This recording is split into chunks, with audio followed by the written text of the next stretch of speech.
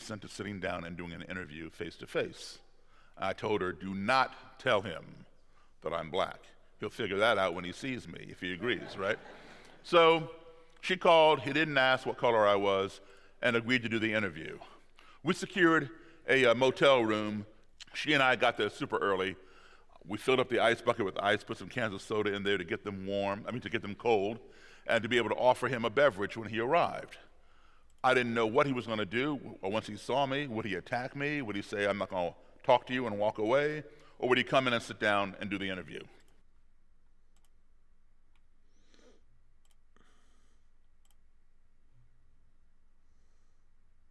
Copy this.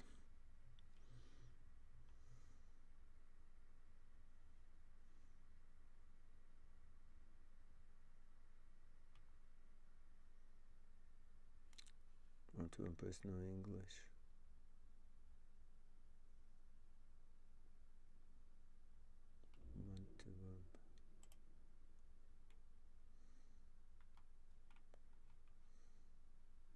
Copy this link and put in the chat and go like this. And then if we click here on view together,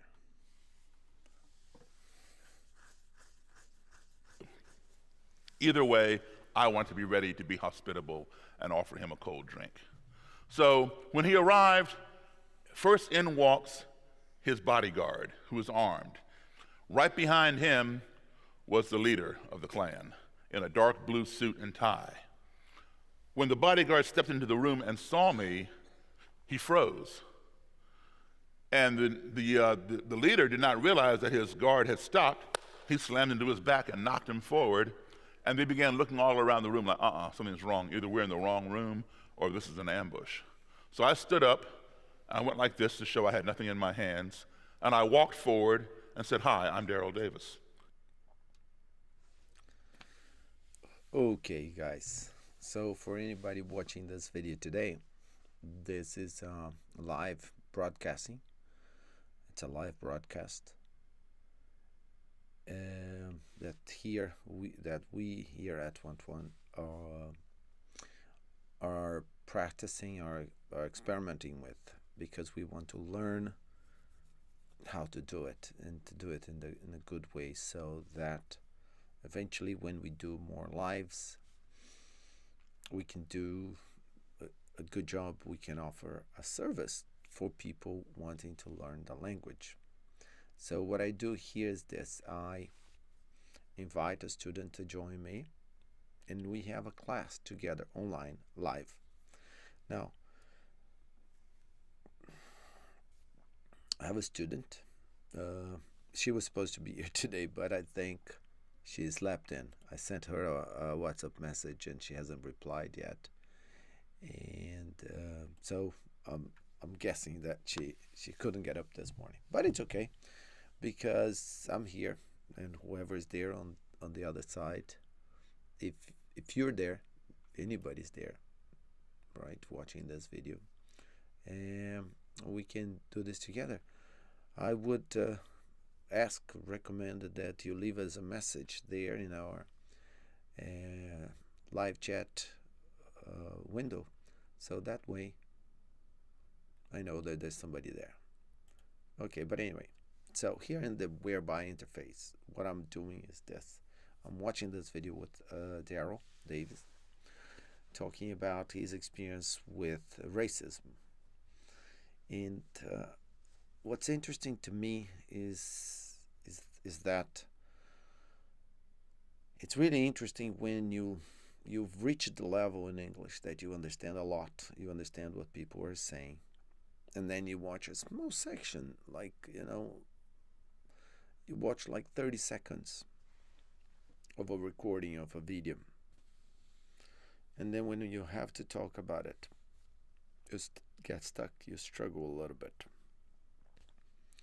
So the reason I think that happens is because we understand, but we don't have a very solid command of what they are saying, in the sense that we don't use those kind of words or those constructions very often. and we forget. So when we have to explain, to repeat what we've heard, we struggle. It's a mixture of we're not very familiar, unfamiliarity, unfamiliarity. Let me try this word: unfamiliarity with the word, with the expression, with the structure, and we also don't remember. So, for example, in this case, Daryl had said that he had secured. Here's the first word: secure. We don't often use that word, or we don't often hear people using that particular word. Basically, he had booked a hotel, a motel.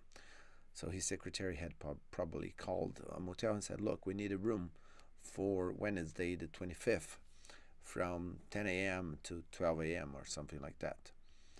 And and that's how they secured the room, meaning it was available to them by booking probably. But anyway, so he said they had secured a room, and he and his secretary arrived there super early. They had brought a bucket of ice and some soda cans. And so they arrived early to have the room set up for the interview.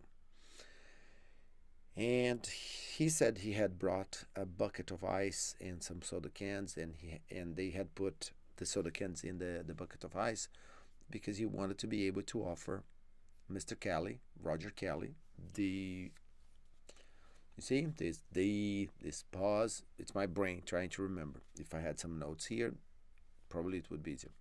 But anyway, the clan leader, these my God, what's the name? The wizard, right? The clan wizard. God, actually, I really don't remember. So, but anyway, he wanted to offer this guy a beverage, and it's funny because he made a mistake. He said he wanted to be able to offer him a warm beverage, and then of course he fixed and he said that he wanted to offer him a cold beverage. Anyway, this guy arrived on time, to the minute, which means that he was not 1 minute later or 1 minute earlier. So he was very punctual. So they arrived to the meeting, to the appointment on time, to the minute.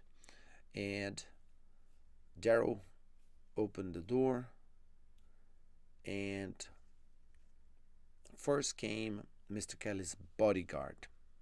He entered the room, and when he saw me, when he saw David, he froze. Mr. Kelly, who was coming behind him, didn't realize that his bodyguard had stopped and slammed on his back. I think that's what he said. He slammed on his back, knocking him forward. So you see, all these words are keywords that makes it easier for us to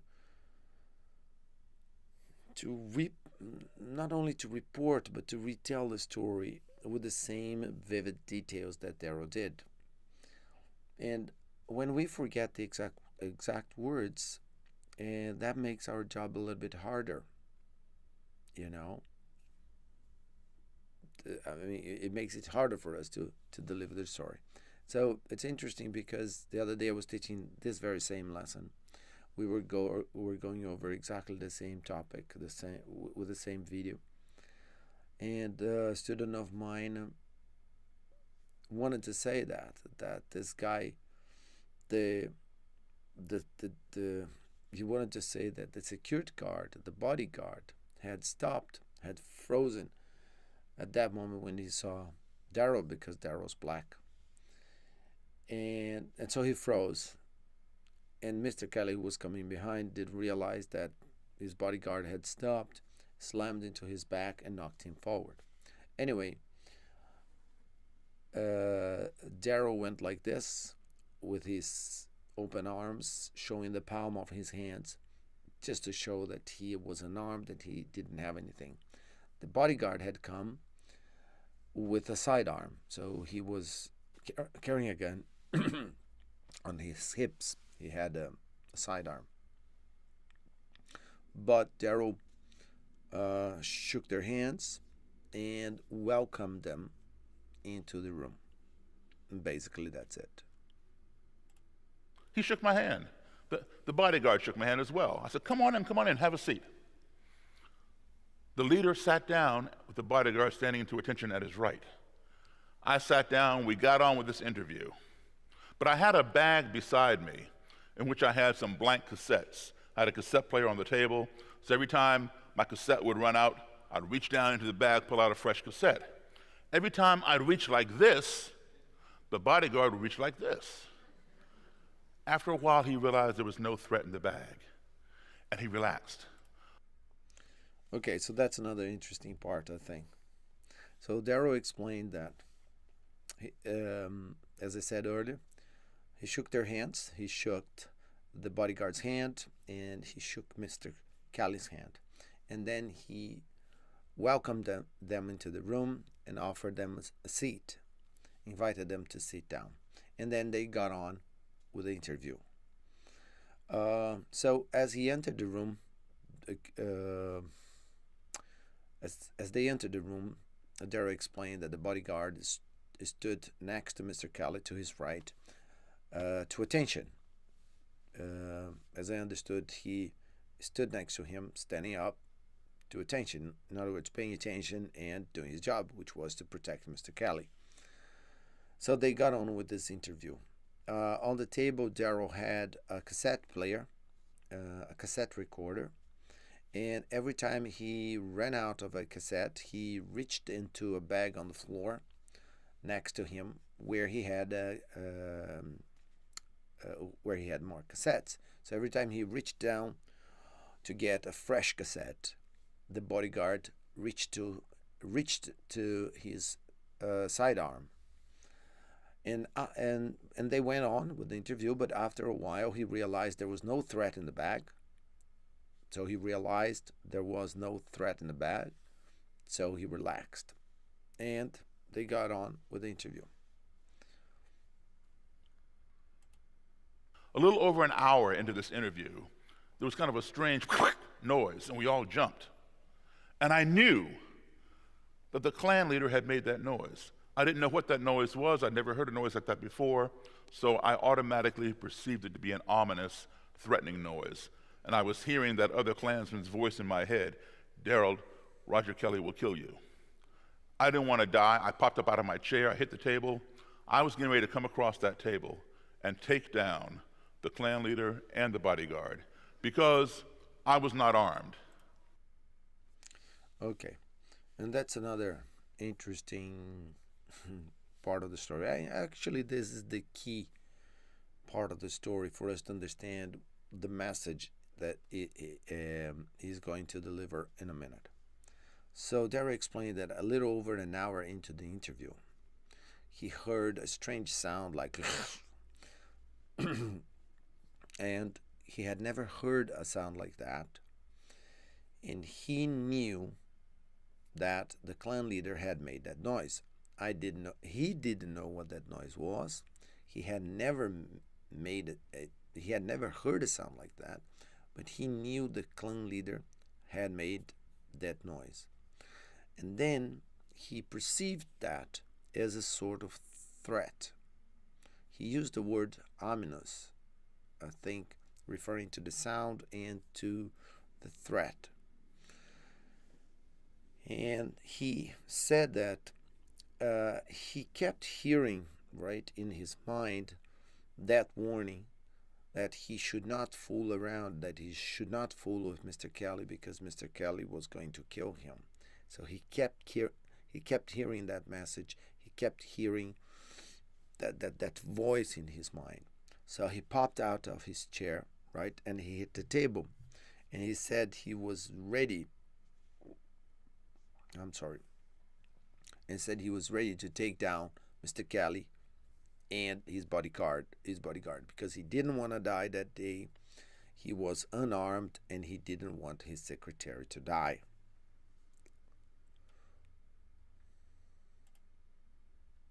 But I was going to just slam them down to the ground, take away the guy's gun. I did not want to die. I did not want my secretary to die. Well, when I came up, my eyes locked with the Klan leader. I didn't say a word. My eyes spoke loud and clear. They were saying to him, "What did you just do?" Well, his eyes had locked with mine. He didn't say a word, but I could read his eyes. His eyes were saying to me, "What did you just do?" And the bodyguard was looking back and forth between both of us like this, "What did either one of y'all just do?" My secretary realized what happened. Okay. So again, that's another very interesting part. So as he said earlier, he popped out of his chair, he hit the table, and he was ready to take down the bodyguard and Mr. Kelly. He said he was gonna slam them to the ground. He was gonna get the gun from the bodyguard because he didn't want to die. He didn't want his secretary to die. But when he hit the table, right, he didn't say a word. But his eyes locked with the Klan leader's eyes. And now I remember the word. It's called the Imperial Wizard for the national leader of the Ku Klux Klan. So anyway, so his eyes locked with the Klan leader. He didn't say a word, but his eyes spoke louder than words. And and his eyes told the Klan leader, "What did you just do?" His eyes locked with Daryl's eyes too, and he asked the same question, "What did you do? What did you just do?" And the bodyguard looked at both of them and asked, "What did either one of you just did?" So in other words, it was a big confusion. Nobody knew what had happened, and Daryl explained that his secretary, who was in the other room, figured out what had happened. The ice in the bucket had melted, and the cans of soda came cascading down the ice. And then it made that same noise, and we all began laughing at how ignorant we all had been. Yes, we're enemies. He's the head of the Klan, I'm a black guy. But for that moment, we shared a common laughter. It was a teaching moment. I won't say it was a learning moment yet, but it was a teaching moment. And the lesson taught was this. Okay, so as Darrow explained, his secretary had figured out what happened. The ice in the bucket had melted, and the cans of soda came cascading down, and made exactly that noise. And then Darrow and the Klan leader, right? They burst out. They started laughing. And you see, here's the moment where your memory starts fading, starts letting you down, because there are lots of things to remember, and you don't have any notes, and you just have to rely on your memory. And then when you don't remember things, that's when you feel that you lose your fluency. I mean, it's not flowing. But basically, he said that they laughed. Okay, so it's interesting because Daryl was saying that yes, it's true. It was a fact that they were enemies because he was a black guy. The other guy was a Klan leader. They were enemy. But at that moment, they kind of shared a laugh. And then he explained that both of them were ignorant of the fact that that sound was like a foreign sound. It was coming from outside. And it's interesting because he said that that moment was a teaching moment for them. And he pointed out that it was not a learning moment yet, but it was a teaching moment. And then he is going to explain what the teaching lesson was. In other words, he was explaining what the lesson was. All because some foreign entity of which we were unaware, that being the bucket of ice and cans of soda, entered into our little comfort zone via the noise that it made, we became fearful and accusatory of one another. The lesson taught is this: ignorance breeds fear. Okay. So, what he explained is that a foreign entity, and then he was referring to the bucket of ice, had entered their little comfort zone. They were having a conversation, they were being at least polite to each other. So that was the conversation, was their comfort zone.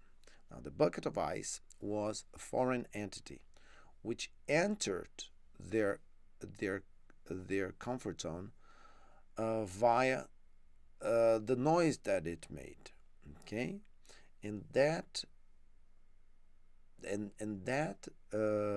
element represented fear, because they were ignorant of the existence of that noise, and because of that, they became fearful and accusatory of each other, because a foreign entity had entered their comfort zone, and because of that, they became fearful and accusatory.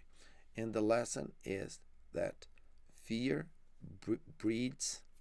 ignorance breeds fear. If you do not keep that fear in check, that fear in turn will breed hatred, because we hate those things that frighten us. If you do not keep... So, what is the sequence here? Darrow is pointing out that if we don't keep that fear in check, now, fear breeds hatred, because we hate those things that frighten us. Keep that hatred in check. That hatred in turn will breed destruction. And the final message is, if we don't keep that hatred in check, that hatred will bring destruction. We want to destroy those things that we hate. Why? Because they frighten us. But guess what? They may have been harmless, and we were simply ignorant. So we just had some more laughs. We carried on with the conversation. No more problems. I would invite the man, I was interviewing Klan people all around the country. He was the first. I would invite him down to my house. He lived about an hour and a half away. He would come down to my house with his bodyguard. I would invite over some of my other black friends, some of my white friends, some of my Jewish friends, just to allow the leader to engage in conversation with other people other than me. This went on for a couple of years. After a couple of years, he got promoted from state leader, Grand Dragon, to national leader, Imperial Wizard.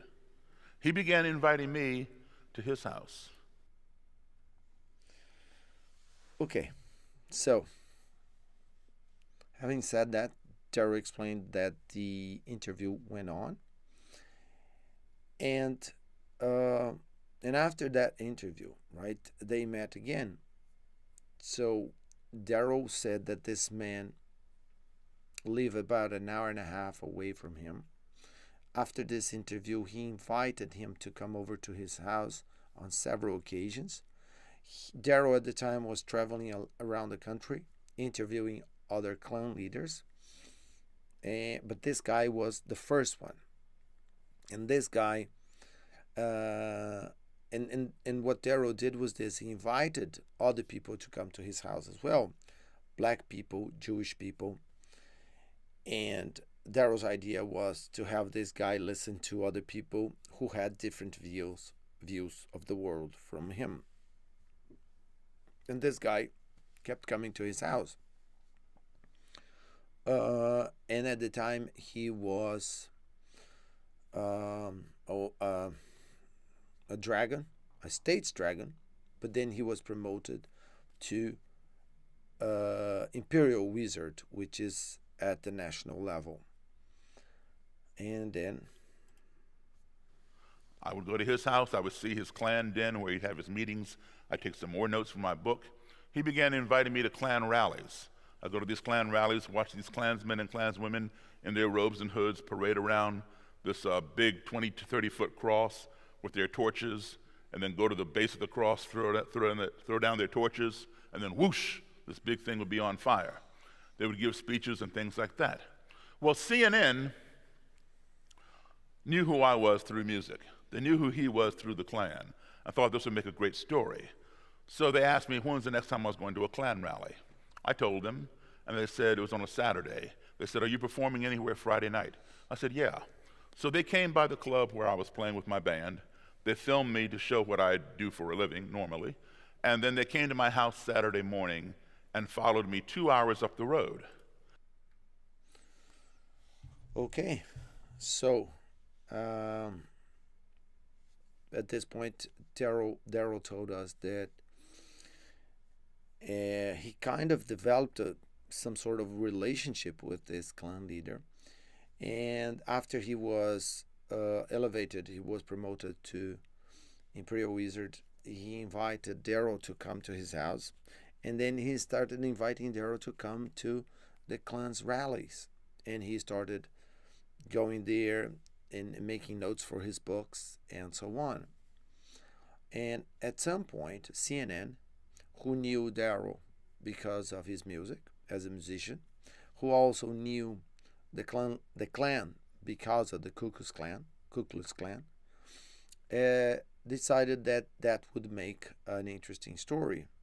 And so they asked Daryl when was the next time that he would go to a rally. And I guess it was on a Saturday, and he went there, and CNN went there to film them.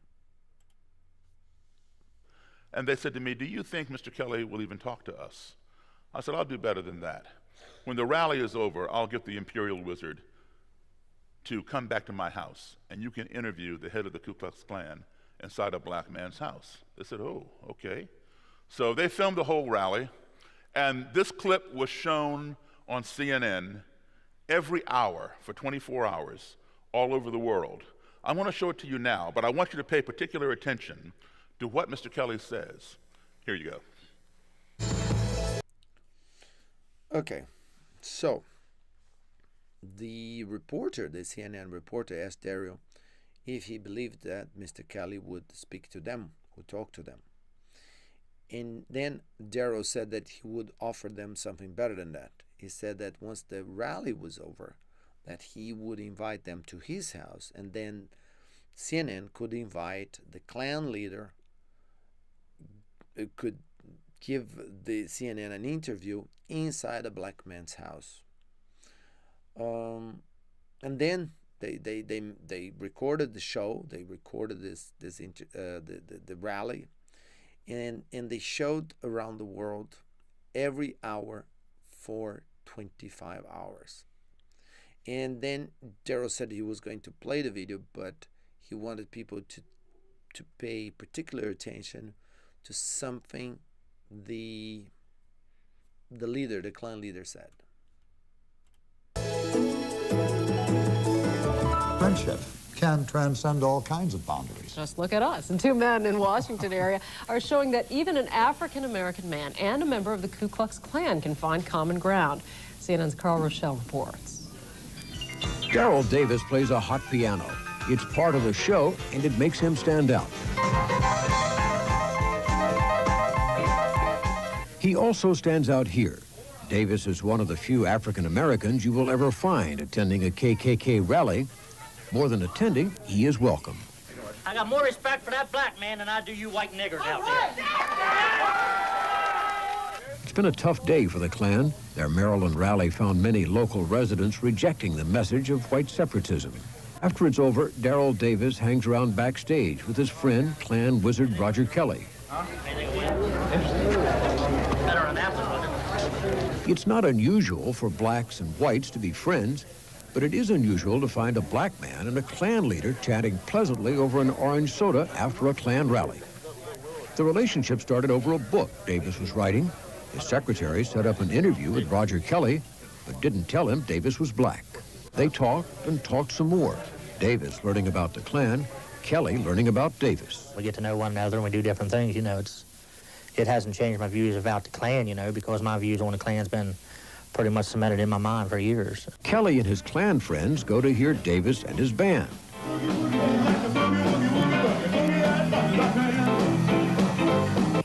And Davis goes to their rallies. I sat on the front row and listened to each Klansman speak. Some things I agreed with, other things I did not agree with. Davis thinks that his presence promotes badly needed understanding. Hate stems, I believe, from fear of the unknown, and I think this is all across the board, regardless of whether it's a Klansman or anything else. But he has no illusions about the Klan. If he did, his friend would be quick to disabuse them. And I believe in separation of the races. I believe that's in the best interest of all races. Does he really? Or has friendship transcended the color barrier? Listen to Kelly at a Klan rally. I will follow that man to hell and back, because I believe in what he stands for and he believes in what I stand for. A lot of times we don't agree with everything, but at least he respects me to sit down and listen to me. And I'll respect him to sit down and listen to him. The strange relationship of a KKK wizard and his black buddy. In Washington, I'm Carl Rochelle, CNN Sunday Morning. Strange. Good adjective, strange. Certainly that. Okay.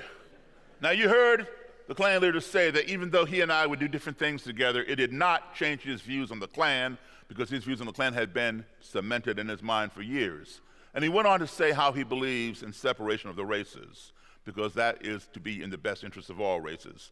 But at the very end, he said that he respected me. I'm his enemy. I'm a black guy. He's in the Klan. He said, we may not agree on everything, but at least he will sit down and listen to me and respect me, and I will sit down and listen to him and respect him. Very important. If you have an adversary, give that person a platform. Allow them to air their views. If you agree with them, fine. If you don't, that's fine too. You challenge them politely and intelligently, not rudely or violently. When you do things like that, there's an excellent chance they will reciprocate and give you a platform to express your views. You make sure you do them intelligently and influentially, because you each have to think at the end of the day, who was right?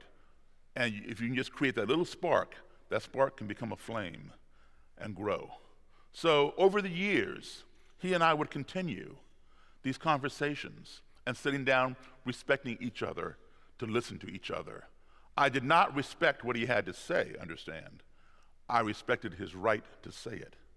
And over the years, that cement began to crack and then began to crumble. And then a few years back, Roger Kelly quit the Ku Klux Klan, and when he did, he gave me his robe and hood. This is the robe of the Klan leader, the same one you saw him wearing in that video. Okay, and then we arrive at this point, and the whole objective of this talk by Darrell was that, to send us that message. So, what he wanted us to pay attention in that CNN report was that in the end, Mr. Kelly was very clear that meeting Darrell, talking to him, didn't change his views. His ideas on separatism and on the separation of the races had been cemented in his mind. But he had great respect for Darrell, because they could sit down and they would listen to each other and they would respect each other's right to say what they had to say. So he explained that over the years, the conversation went on.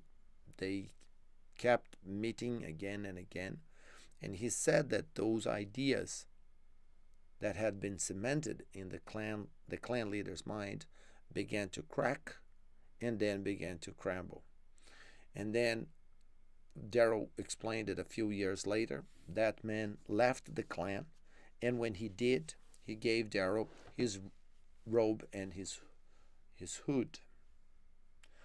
And the point he was trying to say was this: the way he went about this is to give the message he's sending us is this: we should give our enemy a platform. In other words, give them an opportunity to speak. You don't have to respect what they say, but you have to respect their right to say. You don't have to agree with them. And this is the key, respect.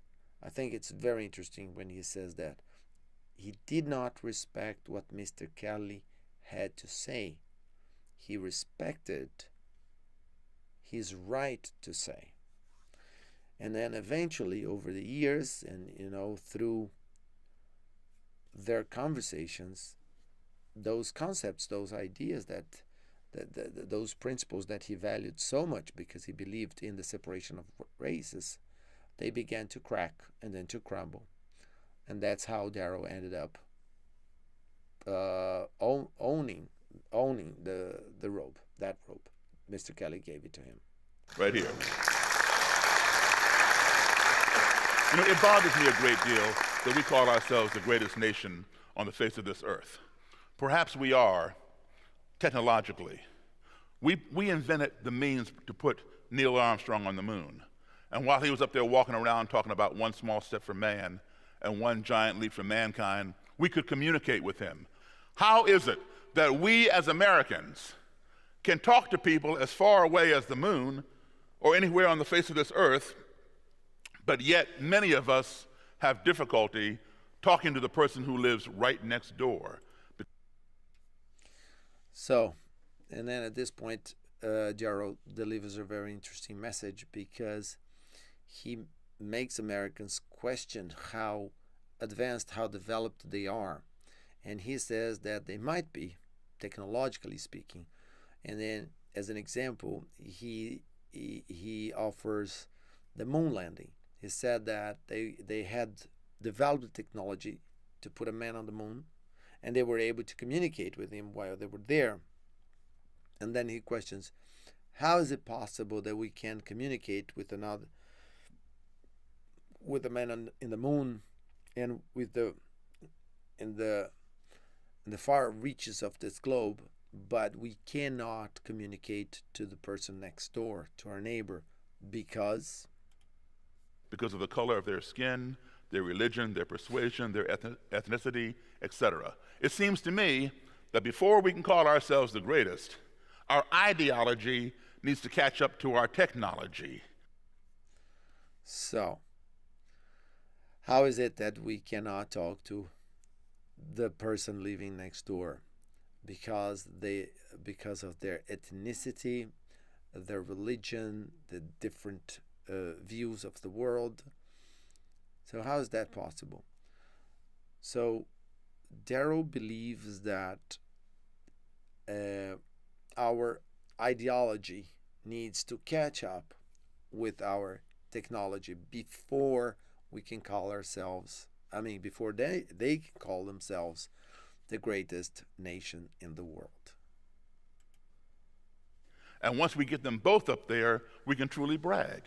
We are living in the 21st century, folks. We are living in space-age times, but there's still too many of us thinking with Stone Age minds. The two news desk anchor people implied that I was strange. So, once again, very interesting, powerful messages. Darrow says we're living in the 21st century, in the age of space exploration, the space age.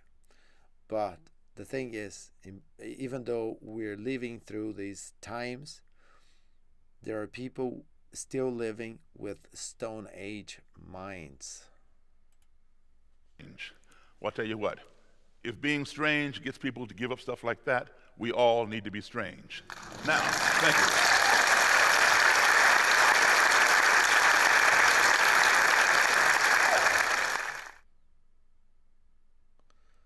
Okay, and that was it. So, let me just have a last look here. Yeah, I think my student might have really crashed, but it's okay. And nobody joined me today, apparently. There are no messages there, but it's okay.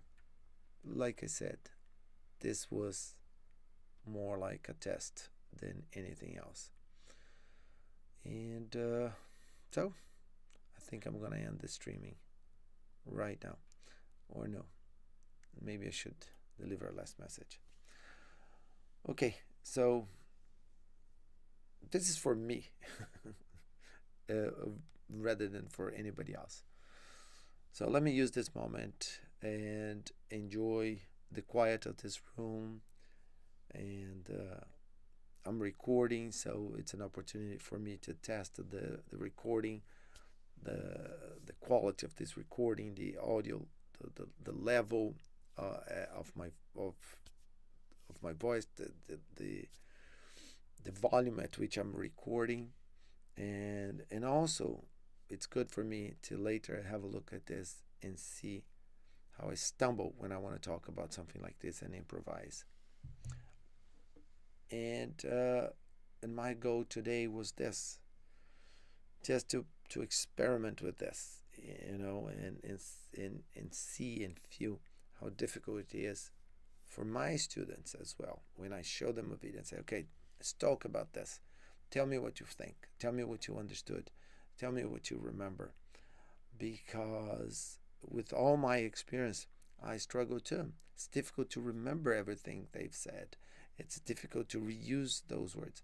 Of course, by doing that, by practicing, by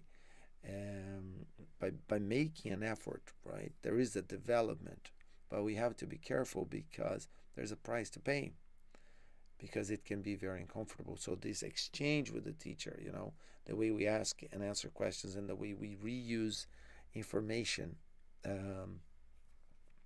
the way we use information received through this video, it's very important. And for me, because I'm conducting the class, it's very important for me to see how I'm going to articulate, how I'm going to manage this, because that will have an impact on my students' learning. So that was the experiment for today. I'll take a look at it later and see how YouTube is going to post it, if the subtitles are going to be posted as well, and so on. That's it for now.